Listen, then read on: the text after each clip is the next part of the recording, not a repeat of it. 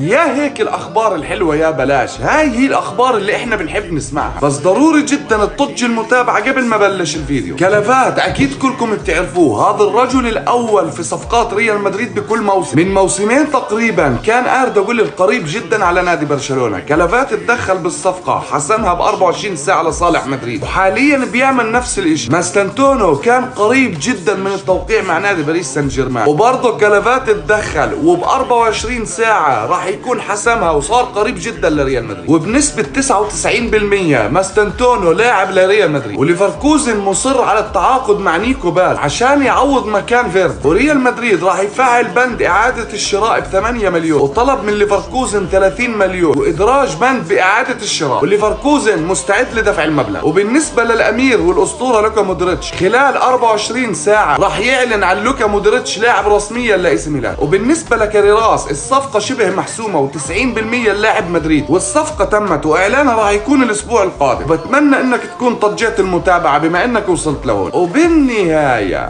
وكالعادة هلا مدريد.